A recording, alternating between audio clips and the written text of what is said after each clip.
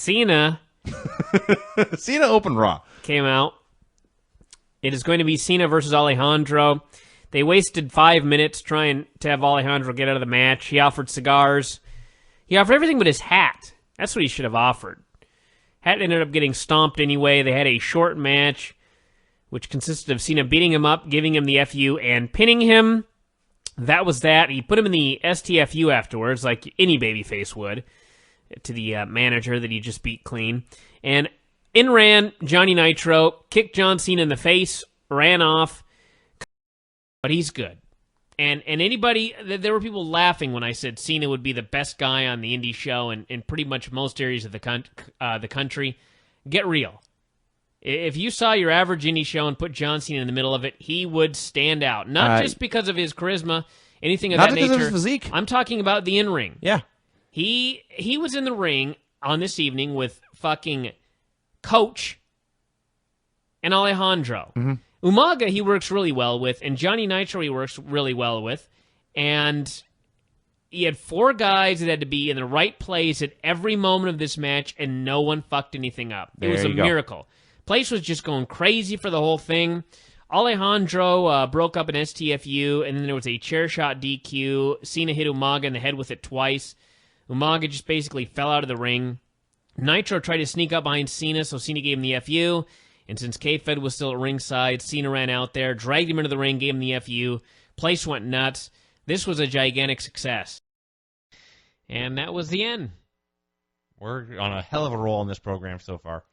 So then Vince came out with a baseball hash. He was backstage, and he told Alejandro told him to calm down. Bad idea. Vince freaked out and said the main event was now a tag match. It was Umaga and Alejandro versus Lashley for the ECW title still, which led to an absurd match, which we'll get into in a moment. I guess I got to talk about Edge. He came out. He's alive. He ended up just being a bit bruised. He's okay. Said a lesser man would not be standing there tonight. Took every ounce of energy to get his body out of bed in the morning, which I have no doubt that's true. Yeah. And he said he could have sworn Shawn came out and wanted a rematch for the belt, that Orton wanted one as well, that Cena was still champ. He said he was going to be the next WWE. It's kind of funny because Shawn's out here and he wants a rematch. Edge comes out and he wants his match because he's beaten him so many times. And Orton comes out and wants the match because he can beat Cena or whatever. And it's like, that Money in the Bank match sure was an important event now, wasn't it? Yes. The losers are still in line for a title shot. The losers are about to get their title shot again, so. But anyway. This was a promo that was an excuse to, had 2 points. A, Edge is alive. B, nothing has changed. Yeah. So Lashley and Umaga and Alejandro. Umaga just beat the shit out of him forever. And I mean... Forever. I was waiting for Christ to return at any moment. This went on for just centuries. And inexplicably, Umaga kept hitting him with moves and having Alejandro cover him. Now, let me tell you something. When you have a match like this and the fans don't think there's much of a chance of Lashley losing the belt, don't put the manager on him. I mean, this got no reaction whatsoever. This was like the women's match at WrestleMania when Alejandro was making covers on Bobby Lashley. And the match died, and Lashley would make these comebacks here and there, and the backlash has begun. Oh, yes. Oh, yes. They are sick of him. Lashley is the next John Cena, in that he is the babyface champion that everybody hates. And he finally made his big comeback, and he's still popular enough with the folks, the casual fans, that when he made his big comeback and ran wild, they pretty much got into it, but you could hear a lot of boos. And the boos were very noticeable when nobody was making any noise, because these people just wanted everyone to know they were booing Lashley. And when the place sort of, when things picked up, you could hear a lot of people cheering, that sort of thing. But he ended up power slamming Alejandro for the pin, and I don't know if it was just because Bobby Lashley pinned Alejandro or because the match ended. I'm more inclined to think that they were happy that this shitfest was over. But it went on forever. It bored the hell out of me. Mm-hmm. And once again, Bobby did not pin Umaga, which means this feud, everybody, must continue. This feud must continue. I will say that the last 90 seconds or so of this match, whenever Lashley started making his comeback, if you just watch those 90 seconds, you'd think, hey, this is a pretty good little match. Sadly, that would mean you missed the prior 2.5 hours of shit. Of thumbs and choking and Samoan drops. And every 14 or 15 minutes, Lashley would make a mini comeback throwing his horrible punches, and that's when the boos would start, and Umaga would immediately cut him off. It was just painful to watch. I didn't listen to anything you just said. That didn't matter. I got an email from Quasimodo Thomism. We had Colin Delaney versus Armando for the contract. Yeah, Armando Estrada jacked up. You know, we used to watch Armando Estrada in Ohio Valley back in the day, and he didn't look like that.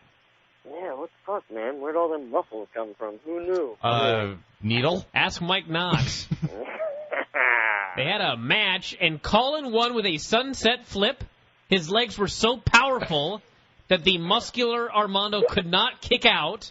Yeah, amazing. And then he did a big wacky celebration. He'd won his contract, and everybody was happy, and it was the biggest celebration I ever saw. And Colin Delaney is now the ultimate indie geek who has made it, and I have no idea what you do with him now that he's won. He's the, is he like Mikey Whipwreck? Is that the deal? That's the plan. But now that he's won, I don't know what you do with him. Yeah, it's like the story is over now. He got his big win. He got his contract, and now what's he going to do? Just job out there? He'll probably just take a violent beating every single week, which I'm fine with. I mean, there's no way that dude can get legitimate victories over, like, real people. Like, Mark, do you think he could beat Colin Delaney? I mean, really.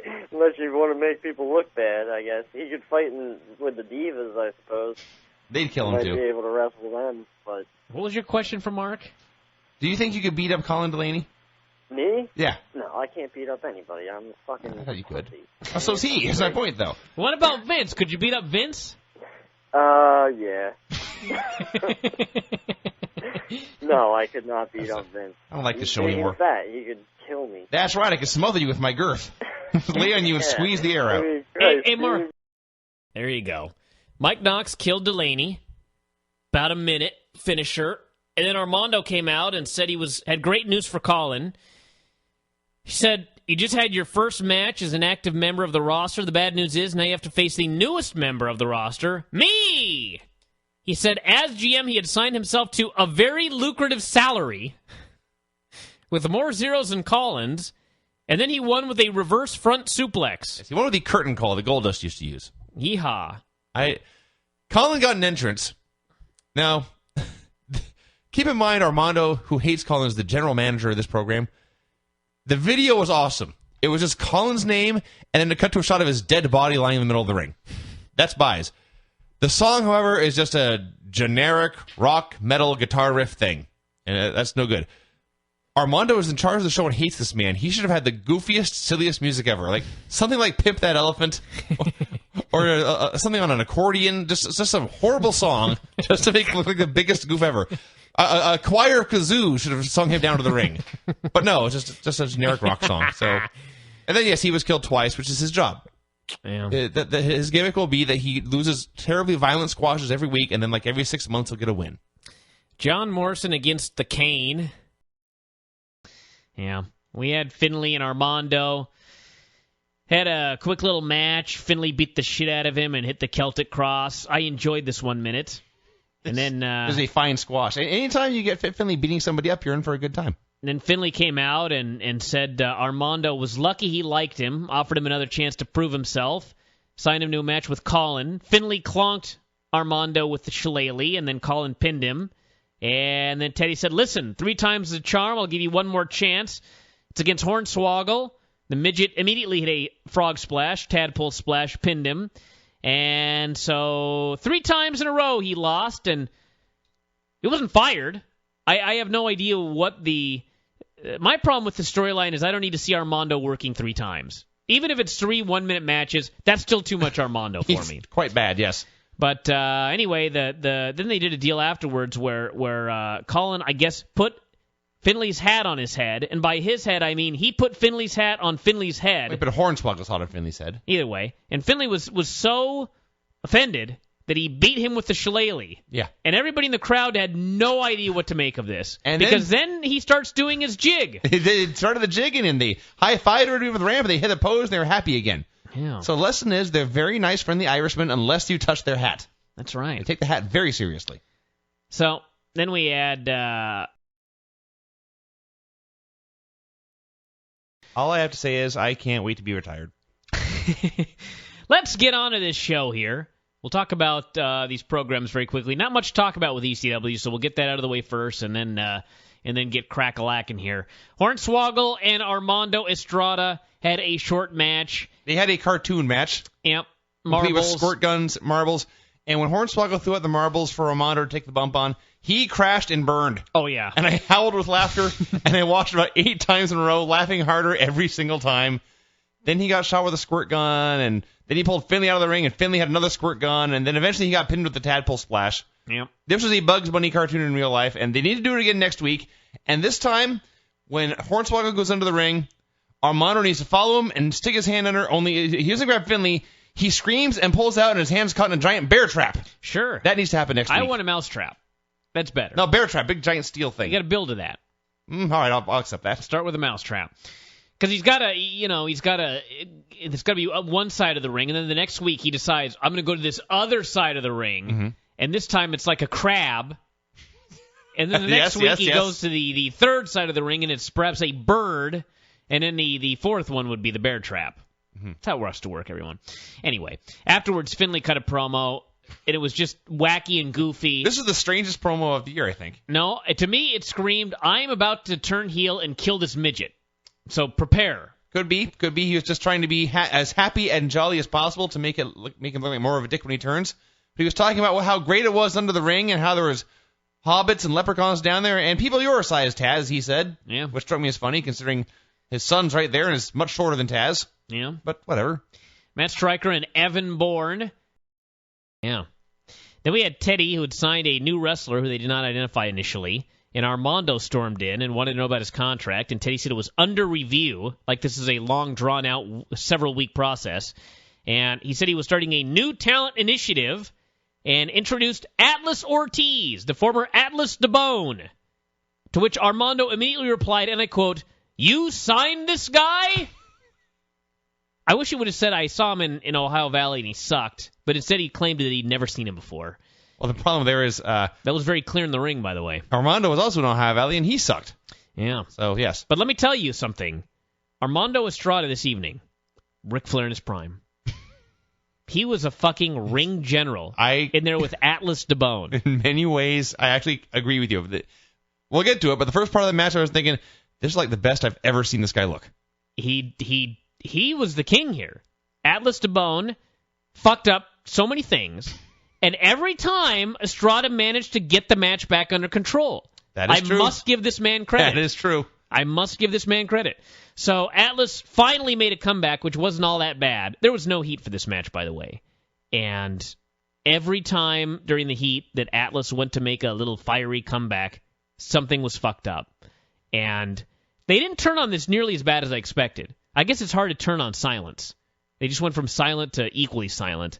And finally he made his little comeback. They sort of got into it.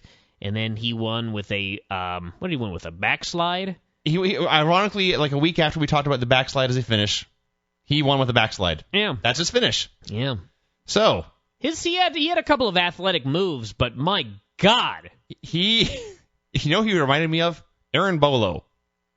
Aaron Bolo is in Tulalip Championship Wrestling. That's a bad comparison. Atlas DeBone is worse, far worse than Aaron Bolo. At least in this match he was. He reminded me of him in that he has a great athlete with great size and a great look who, well, specifically there's a point where he hit a drop kick. And I've often noted when Aaron Bolo... I actually thought it was a pretty good drop kick. It reminded me of Bolo in that Bolo throws his drop kick and he's 9 feet away. And he actually goes flying through the air at his opponent. And on the one hand, it's an impressive athletic feat. On the other hand, it looks bad. Yeah. As noted, there are all kinds of fuck-ups that Armando, he would get the match back under control, but he would do so by going to an arm hold or a chin lock. And there were so many goddamn... Great. Grab a hold. There were so many holds in this match. They had to be. He had to grab a hold 15 times. Yes. And thus, I thought to myself, Jesus Christ, this is going forever. And I began to fast forward. And I watched half the match and fast forward. How the fuck could you do that? And then Armando, they did their finish. Atlas did his extremely wacky Atlasing up, where he basically just shakes and screams and shakes his afro around. He shakes his indie body and has absolutely no gear, and it was just bad television. Then he went with a backslide, and I thought, Jesus Christ, I have to go back and see how long this is. I couldn't believe they had given Armando and Atlas, I thought it was like 9 minutes. It felt like an eternity watching this. No! They went 5. They went 5 minutes. That's still baffling. It was. And I fast-forwarded through at least 3 of them, and I thought it went on forever. This match was a paradox. Dude, you need to go back and watch this whole match. It actually broke time. This is a match you must go back and watch the entire thing. It is phenomenal. I don't think I have it anymore. Well, I do. We'll go watch it after I'm going to make you watch the entire thing. But yes, this match was so bad it actually broke the time stream. Then, of course, we had the main event. That was the other thing. When this match was over, I thought, wow, they have 2 minutes left for this main event. And you expected Mark Henry and Colin Delaney to go longer? Then we had Teddy and Tiffany were backstage acting. Tiffany had an idea for next week, and I am so upset that we never got to hear what it was. I was waiting the entire rest of the show for this idea, and I never heard it. So, anyway, in walked Armando first. Armando, and he said he wanted his job back. And then suddenly in walked Chris Harris, who is now Braden Walker, which I, as noted a few days ago, hope to God is the beginning of a Braden Walker Texas Ranger gimmick. He had wacky country music. He wears a singlet to hold his gigantic gut in. And yes. Oh, this man's in trouble. Career's out to a poor start. He came out for the match. For those of you... Well, first we should add that they signed the match. They signed the match, and then Chris Harris made a knock-knock joke. He did. Which I don't remember exactly, but I believe it was knock-knock. Who's there? Braden Walker, you're in trouble. That was it, yes. Yeah. Wow, star. So he came out for the match. Braden Walker versus Armando Alejandro Estrada in apparently an empty arena building. Empty arena match. I don't think this had less heat than last week. I don't think I've ever seen so many people be so quiet for a wrestling match before. It was crazy how much they didn't care. Yes. And what this really told me, pretend for a second that TNA was building a Hall of Fame. I realize it's a ludicrous concept, but pretend they were. Chris Harris would be in that. And then he steps up to the real show. No one on earth has a clue who he is. Well, he was so fat, I don't think anybody recognized him. Perhaps that's it. They were like, that can't be Chris Harris. He's too fat. He ate Chris Harris. Yes. He's Braden Walker. They wouldn't lie to us. Giant fat man. And they had a match, and nobody cared, as you noted. And then it got worse because Armando decided, now would be a great time to apply a bear hug. This match went about 7 minutes. Appalling, but hilarious at the same time. So Walker made his comeback, and Taz called him Adam Walker, which, again, best show ever. And then he did a horrible high cross. And after winning this wretched match in an empty building, Adam Lee said, Braden Walker admired the work of Bret Hart and Shawn Michaels. And I was like, what a fine time to alert us of this fact. Yeah. What is Shawn Michaels thinking right now as he's watching this? Fire this kid now. Probably maybe I should leave and never be forgotten. Now's the time, yes. There was also a point in here where they started talking about Armando's match last week and his loss to Ricky Ortiz. Yeah. With no other explanation. No. And I thought to myself, I could have sworn it was Atlas. But what do I know? Then Teddy met with Tony Atlas. We had Armando Estrada and Tommy Dreamer in a match where if Estrada lost, he'd leave WWE, and apparently if he won, he got a contract. And he won. Colin Delaney attempted to interfere, but just failed repeatedly. God, it was awesome. The first time Colin ran down, he runs down and he grabs a chair and then turns around and there's Dreamer, and Dreamer goes to hit him, but Colin bails over the announce desk. So then Tommy turns around and you figure, okay, here's where Armando uses the distraction to get the advantage. No. Tommy Dreamer just still made a fool out of him. Yeah. And I laughed heartily. Yeah, this actually was a stupid finish because I guess they still want to make Delaney an ass. Yet, at the same time, Dreamer looked like a total fucking ass. Mm-hmm. And so, anyway, he lost. Colin interfered again, and this time it worked. And then Armando met with Colin backstage and said, after all the bullshit that I put you through when I was a GM, why did you help me out tonight? And Colin said, well, at least you gave me a chance to get a contract, which is more than Dreamer ever did. And he's actually correct, quite frankly. And then Teddy showed up and said that Colin was going to get the beating of a lifetime next week when he took on Dreamer in an Extreme Rules match. So there you go. He also called him Collins. Collins? Much as Tony Atlas did the week before. Somewhere in here also, Matt Stryker, the wrestling nerd. Can no one say Colin? I think he was making fun of Tony Atlas. Well, the point is, Tony Atlas apparently calls him Collins, and Dave has called him Colin. I'm sorry, what? That's what he keeps calling him, like, you're Colin. Tell him to stop. I don't know. Colin Delaney? I had a cousin named Colin, so I figured that I know how to pronounce the name correctly. I can pronounce the name correctly because they've only ever called him Colin. And I watch the show and I listen to what they say. I'll have to ask Dave why he refers to him as Colin. But Stryker in here somewhere compared Tommy Dreamer and Colin Delaney to Bruno Sammartino and Larry Zbyszko, which is amazing. Teddy met with the generic blonde, and Armando walked in with a piece of paper that had contract written on it. And Teddy said, well, you won the match last week. I'm a man of my word. I'm going to sign it. And I'm also going to sign you to a match to celebrate against Finlay. So we got Armando and Finlay, which I enjoyed immensely. It was Finlay beating the shit out of him for a while.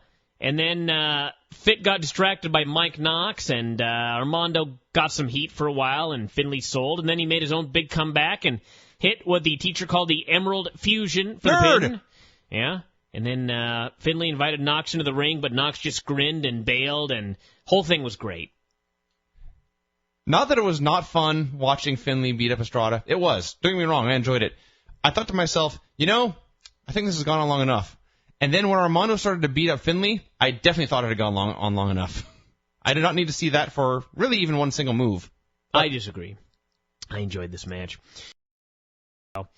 Then we had Big Show coming out anyway to do commentary or just sit and watch the next match. It was the Battle Royal with Armando, Funaki, Ryan Braddock, Scotty Goldman, Edge Geeks, the Brian Kendrick, Super Crazy, the Redneck, and Vladimir Kozlov, who absolutely should not have been in this match since it was a Geek Battle Royal, and ended up with Big Show hitting the ring and throwing at everybody. Kendrick got caught by Ezekiel, so his feet didn't touch the ground, and then Big Show climbed over the top rope and left, and Zeke threw Kendrick back in, and he won. On paper, creative, in the building, epic fail. The problem was it was just a bunch of geeks, and I know they're trying stuff with Kozlov and Kendrick, but other than that, did anyone think Ryan Braddock was going to win this Battle Royal? Does it make sense that Ryan Braddock is in the Battle Royal and Big Show got overlooked? Big Show! Yeah. Just slipped her mind entirely. And let's add to the fact that Brian Kendrick backdoored his way into a title shot. Just remember that, everybody.